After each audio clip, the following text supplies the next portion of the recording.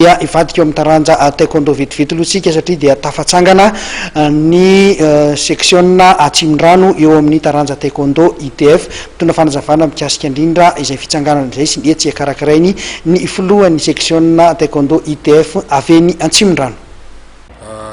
Ny antony moa zany mazava ho azy fa ohatrany hoe ny zavatra rehetrarehetra zany dia tokony ho ara-dalàna eo anatrehany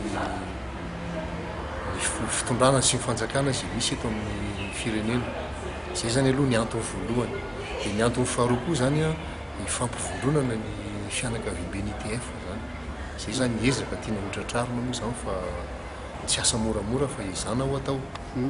Inona araka izany ny atao hoe fandaharana asa na asa ho andraiketiny zany section Atsimondrano zany reo taranja taekwondo ITF. Dia araka ny lazaiko teo moa zany dia hoe ho fampivondronana. Dia mihetsika voalohany eo taonay angamba no entiko amalina zay hoe misy zany amin'ny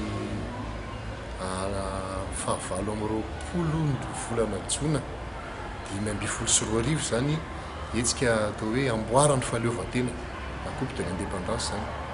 Dia andraisany tsy section Atsimondrano rery ihany fa ny ITF ray manontolo mihitsy.